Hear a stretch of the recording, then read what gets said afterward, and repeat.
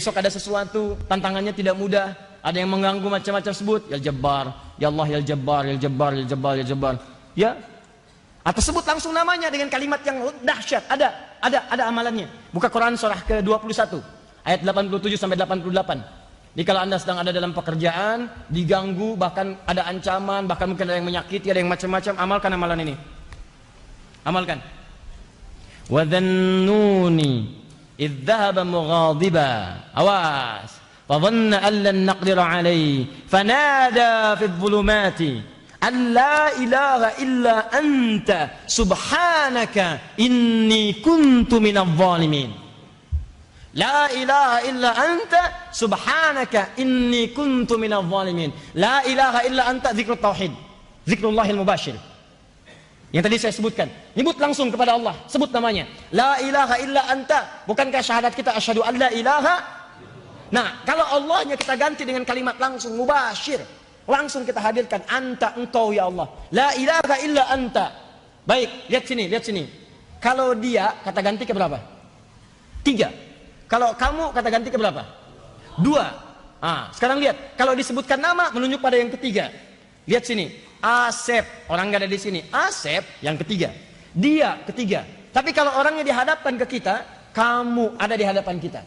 Dalam ilmu balaghah, kalau Anda ingin menjadikan yang jauh menjadi dekat, walaupun tak nampak dalam pandangan, jadikan kata ganti ketiga kepada yang kedua. Seakan-akan lebih dekat jaraknya dengan kita, walaupun tak nampak dalam pandangan. Maka Nabi Yunus merubah bentuk ketiga kepada bentuk yang kedua. La ilaha illa anta.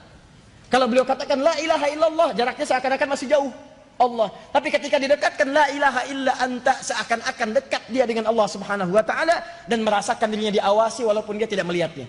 Itu yang disebut dengan ihsan. Anta budallaha ka'annaka tarahu, fa illam takun tarahu fa innahu yarak. Rumus Quran, kalau sedang dalam kesulitan yang sangat dalam, dekatkan Allah sedekatnya, dekat mungkin dengan kita. Katakan ya Allah, engkau la ilaha illa anta, zikrut tauhid. Ya Allah, aku sudah sampai saat ini senantiasa menancapkan keyakinan dalam jiwaku bahwa engkau lah Rabbku, Tuhanku. Aku tidak menyembah yang lain. Aku hanya memuliakanmu. Engkau yang merawatku, engkau yang mengampuniku, engkau yang memberikan segala kebutuhan kepadaku, engkau menghidupkanku atau engkau wafatkan aku saat ini ya Allah. Subhanaka inni kuntu minadh dhalimin. Ya Allah, aku lepaskan kau dari sifat-sifat yang tidak baik, dan aku mohon ampun kalau selama ini berbuat zalim dalam kehidupan kepadamu khususnya.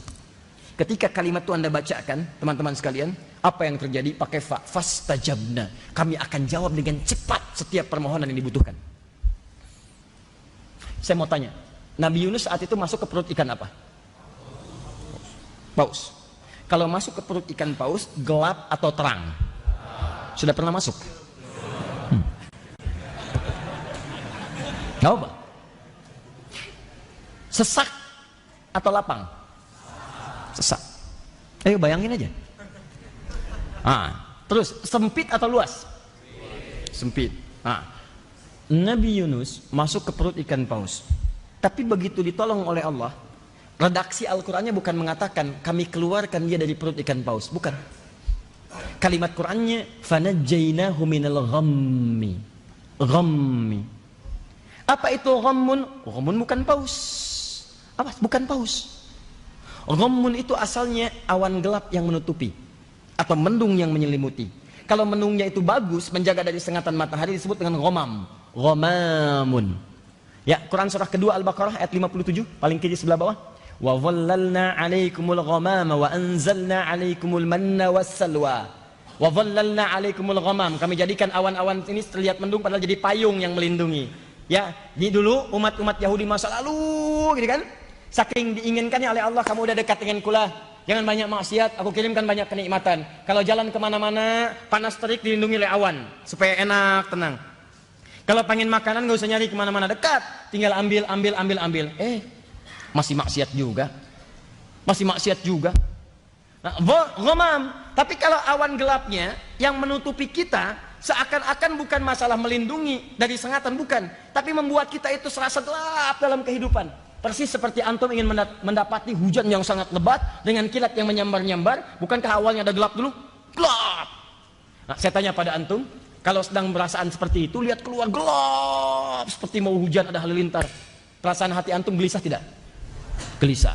Nah, gham itu bukan sekedar peristiwa alam, tapi juga menunjuk pada satu persoalan yang membuat keadaan kita gelap, sehingga susah bergerak. Ada orang yang mengalami sebuah kejadian, punya persoalan, walaupun tidak masuk ke perut ikan paus, tapi seakan-akan berada di dalamnya. Dia tidak masuk ke perut ikan paus, teman, proyeknya diambil orang.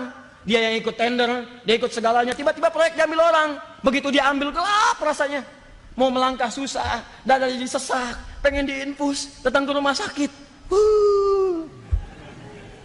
Udah nyiapin, mau lamar, siapkan kata-kata yang paling indah. Bahkan mau datang ke bapak mertua, kalimatnya udah dirangkai. Ilahi lastu firdausil ahla walaku ala nari jahimi fabli taubat wa fil dzunubi fa innaka ghafurudz dzambil azimi. Duhai bapak mertua, aku bukan memang seorang ahli dari keluargamu yang seperti surga firdaus ini, tapi aku enggak kuat kalau berpisah dengan putrimu seperti masuk ke dalam neraka jahanam.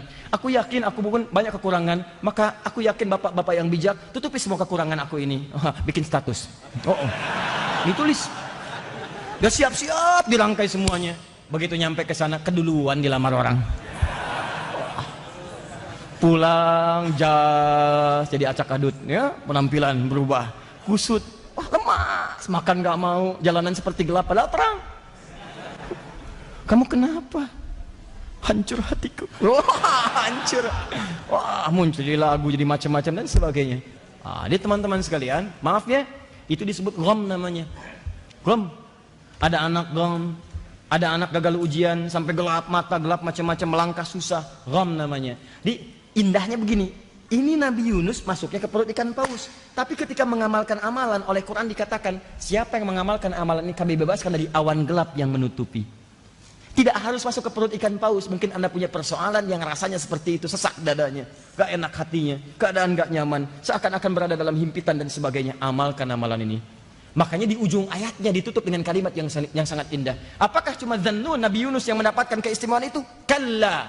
Ketika ditanya seperti itu, maka apa jawabannya? Apakah Anda tidak memperhatikan ujung ayatnya ketika Allah berfirman, wa kadzalika nunjil mu'minin. Demikianlah kalau ada orang mengamalkan amalan zikir ini seperti Nabi Yunus mengamalkannya dengan segenap keyakinannya dan tawakalnya kepada Allah. Yang penting tauhidnya. Dan dia amalkan, la ilaha illa anta subhanaka inni kuntu minadh dhalimin. Wan nada menyeru dengan penuh harap. Dengan kalimat yang lembut, la ilaha illa anta subhanaka inni kuntu minadh dhalimin. La ilaha illa anta subhanaka inni kuntu minadh dhalimin. La ilaha illa anta subhanaka inni kuntu minadh dhalimin. La ilaha illa anta, nangis sampai merasa sering zalim, sering macam-macam, nangis. Semua ketika air matanya mengalir, maka dengan jatuhnya air mata itu rahmat Allah diturunkan kepada Anda. Selesai persoalan. Selesai. Enggak percaya silahkan coba bangun malam tahajud. Setelah itu istighfar, bacain zikirnya. La ilaha illa anta subhanaka inni kuntu minadh dhalimin. Tapi bukan sekedar dibaca hambar jelisan, bukan. Pahami maknanya. La ilaha illa anta, sebutkan. Ya Allah, engkau ilah yang layak disembah. Aku lalai selama ini jarang nyembah engkau ya Allah. Aku sering maksiat, aku sering macam-macam. Mulai saat ini aku berjanji subhanaka, aku akan tepikan segala yang tidak engkau suka ya Allah. Aku akan mendekat kepadamu. Inni kuntu minadh dhalimin, saya pernah berbuat zalim sebelum ini ya Allah. Saya mohon ampun, saya taubat ya Allah. Mungkin masalah ini engkau buat untuk saya, bukan ingin menjadikan saya bermasalah, tapi supaya saya berubah lebih dekat denganmu. Begitu Anda katakan, fastajabna, kami jawab cepat doanya. Itu yang saya maksudkan, kalimat Quran ketika disebutkan, ada bacaan yang bisa kita amalkan. Itu fungsinya. حلوة حلوة الابتسامة حلوة حلوة حلوة الابتسامة